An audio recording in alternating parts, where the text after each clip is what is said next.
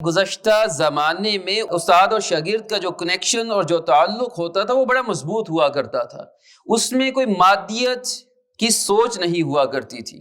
اس میں ایسا نہیں ہوتا تھا کہ فلاں بندہ ہے اس سے کام لینا ہے یا اس سے یہ کروانا ہے، بلکہ ایک کنیکشن، ایک تعلق یہ سب سے پہلے ہوتا.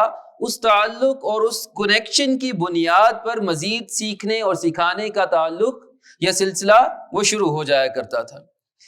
تو یہ جو ہے ایک روایت ہماری، یہ مسلسل کمزور ہو رہی ہے. استاد اور شاگرد کے درمیان جو بانڈنگ ہے، جو ایک تعلق ہے، وہ کمزور ہوتا چلا جا رہا ہے. صحافت میں دیکھ لیں، صحافت میں بھی استاد اور شاگرد ہوا کرتے تھے. بلکہ آپ کہہ لیں کہ یہ جو بزنس ہے، بزنس میں چارٹرڈ اکاؤنٹنگ، پہلے تو یہ ڈگری ہوا ہی نہیں کرتی تھی، نہ کوئی ایگزام نہ کوئی امتحان ہوتا تھا. کوئی صاحب جاتے کسی کے پاس بیٹھتے اور بیٹھ کر سیکھا کرتے تھے. اور کہیں پر بھی ذکر آ جائے یا استاذ کی کال آ جائے، استاد جی نے فرمایا، استاد جی نے کہا، تو وہ فوراً بغیر کسی مفاد کے استاذ کے حکم پر کیا کہا کرتے تھے؟ لبیک کہا کرتے تھے.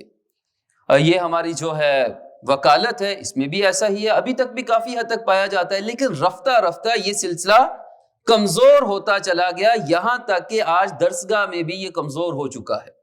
وہ تعلق باقی نہیں ہے.